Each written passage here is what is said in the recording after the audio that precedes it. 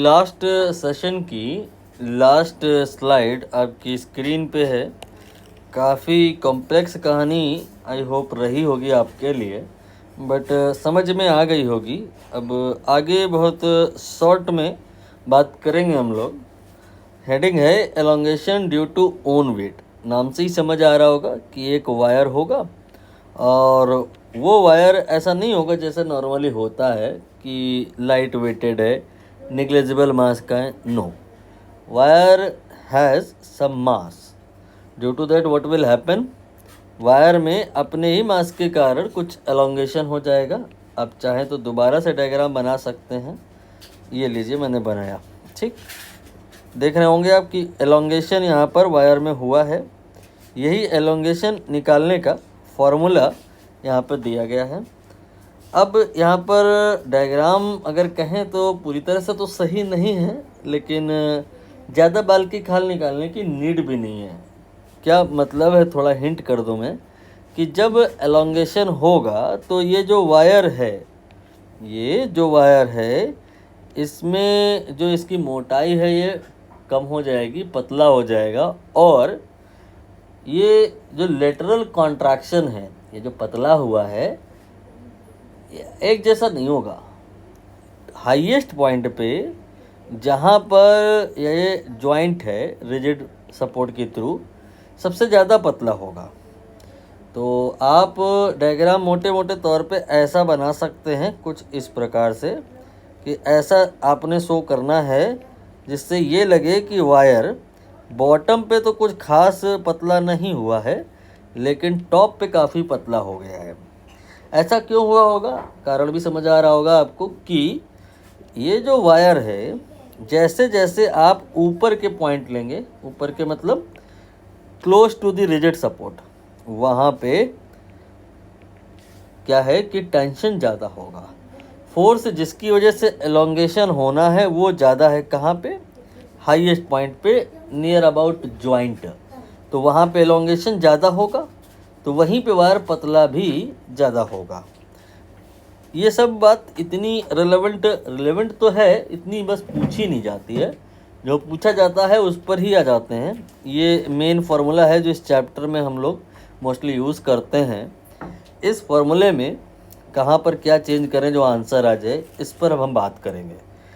यही फार्मूले में इस F की जगह पे F एवरेज रखना है। एवरेज क्यों रखने की यहाँ पे नीड पड़ी है, क्योंकि जो टेंशन है, जो फोर्स है, वो यहाँ पर हर जगह अलग अलग आएगा। जो आपको अगर याद हो कहानी, तो हमने आपको बताया कि किसी भी पॉइंट पे टेंशन निकालने के लिए नीचे का सारा मास कंसीडर करते हैं, और फिर वो जो m होता है उसमें g मल्टीप्लाई करते हैं। W बराबर mg जो आता है वही टेंशन होता है। तो जैसे अगर आप पॉइंट A ना लेके मान लो पॉइंट B ले लिए, तो अब आप जहाँ पे जो मास लोगे उसमें ये वाला मास भी इंक्लूड हो जाएगा। तो जैसे जैसे पॉइंट ऊपर वाले आएंगे वैसे वैसे m बढ़ेगा, और वैसे वैसे टेंशन भी बढ़ेगा। इसलिए यहाँ पर ये जो क्वांटिटी है कांस्टेंट नहीं है, वेरिएबल है। तो जो वेरिएबल अगर है तो हम उसकी जगह पे कायदे से तो इंटीग्रेशन करना चाहिए, लेकिन एवरेज जो कॉन्सेप्ट होता है एवरेज का, वही यूज़ करके काम चला लेंगे। अब यहाँ अगर हम बिल्कुल नीचे वाले पॉइंट पर बात करें तो वहाँ तो टेंशन जीरो होगा। क्यों? क्योंकि उसके नीचे m जीरो है।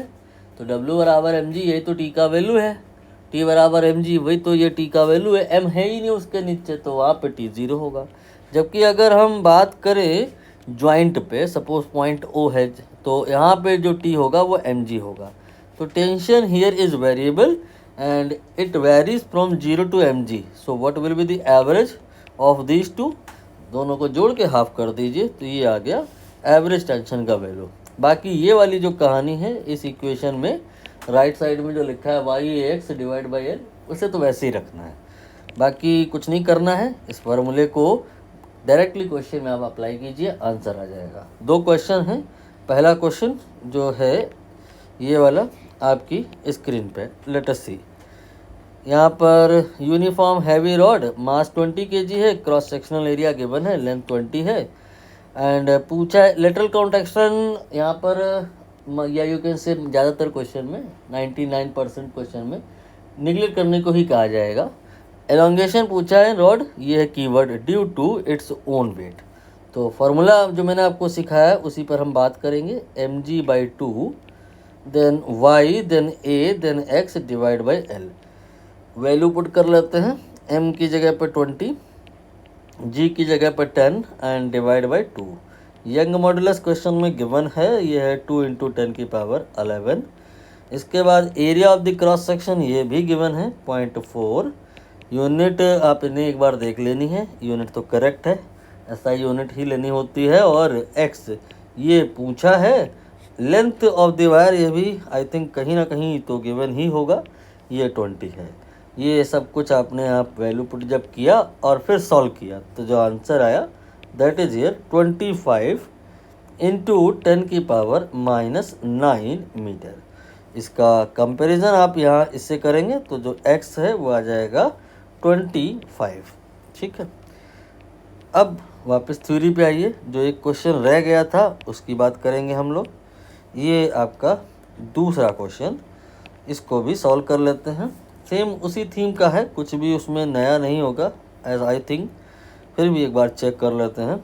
यहाँ पर ये 10 kg है तो इसकी वजह से जो mg होगा दैट विल बी 10 × 10, ये 100 आएगा। और जो f एवरेज आएगा दैट विल बी mg/2, तो 0 + 100 डिवाइड बाई 2 ये आ जाएगा 50। और इसी को हम y(a)x के बराबर yx/l के बराबर कर देंगे। तो ये जो 50 है ये हो जाएगा y2 × 10⁻11। Area of the cross section ये क्वेश्चन में दिया है 100, बट सेंटीमीटर स्क्वायर है तो आपने इसे 10⁻⁻4 से मल्टीप्लाई करना है, मीटर स्क्वायर हो जाएगा। देन x ये हमें फाइंड करना है, एलोंगेशन है। और लेंथ ऑफ द वायर यहाँ पे 20 सेंटीमीटर है, इसे भी आप 10⁻⁻2 से मल्टीप्लाई कीजिए। अब जब सॉल्व करेंगे तो जो x आएगा दैट विल बी 5 × 10⁻⁻9। यहाँ पर आपका बी ऑप्शन करेक्ट हो जाएगा। मुझे लग रहा है ये जो छोटा सा कॉन्सेप्ट था इस पर दोनों ही क्वेश्चन कवर हो गए हैं। नेक्स्ट में हम लोग जो है इस हेडिंग पर बात करेंगे।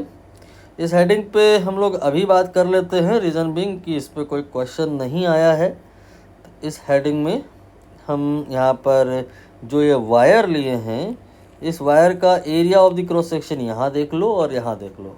शायद आप समझ गए होंगे कि थीम ऐसी है कि हम लोग जो अभी तक वायर लेते आए हैं और जो ये क्वेश्चन में मैंने अभी बना रखा है, अंतर ये है कि क्रॉस सेक्शनल एरिया ये कांस्टेंट नहीं है, ये वेरिएबल है। यहाँ पर जितना मोटाई यहाँ है हर जगह उतना ही तो है, लेकिन जो ये फिगर है इसमें यहाँ पर area of the cross section heavy है और यहाँ पर एरिया ऑफ द सेक्शन काफ़ी कम हो गया है। तो जब आप इस फॉर्मूले को लगाओगे तो मन में सवाल ये आएगा कि एरिया कौन सा लें, यहाँ तो कुछ और है, यहाँ तो कुछ और है, तो लें कौन सा। तो रियल कहानी तो इंटीग्रेशन से निकल कर के आएगी, बट यहाँ पर जो ट्रिक है क्या कि हम एवरेज का कॉन्सेप्ट इंट्रोड्यूस कराएंगे। और एवरेज एक होता है AM, एक होता है GM, एक होता है HM, बहुत प्रकार के एवरेज होते हैं। अभी जैसे पुराना आपने ओन वेट की वजह से देखा कि एलोंगेशन कितना आएगा, दैट टाइम एवरेज लिखा था तो AM लिया था। AM का मतलब होता है दोनों को जोड़ दिया आपने, डिवाइड बाई 2 कर दिया। GM के लिए क्या होता है, दोनों को जोड़ना नहीं है, दोनों को मल्टीप्लाई कर दिया और डिवाइड बाई 2 नहीं किया, दोनों की पावर आपने 1/2 कर दी, या यू कैन से √A1/A2। ये आपका एवरेज एरिया है। ये आपका A1 + A2/2 अगर कहा जाए तो ये भी एवरेज एरिया ही है, लेकिन ये है अरिथमेटिक मीन और ये जो है ये है ज्योमेट्रिक मीन। जब एरिया में वेरिएशन होता है तब भी हमें करना तो वही है, ए का जो वैल्यू है वो एवरेज वैल्यू लेना है, लेकिन एवरेज यहाँ पे GM होगा, GM मतलब ज्योमेट्रिक मीन। और A1 A2 अगर हम रख दें, जैसे कि A1 πr1², A2 πr2² और फिर अंडर रूट ले, तो ये आपका AGM का वैल्यू आ जाएगा। ये कहानी इतनी ही है, इसमें क्वेश्चन तो है नहीं, इसलिए समय ख़राब नहीं करेंगे। आगे हम लोग जो बात करेंगे वो स्ट्रिंग वेव स्पीड की है। तो उसे हम नेक्स्ट सेशन के लिए कर लेते हैं। रीज़न बीइंग वो इस चैप्टर का पार्ट है भी नहीं, वेव एंड साउंड वाला है, तो उसको हम अभी नहीं डिस्कस करते हैं। Thank you very much.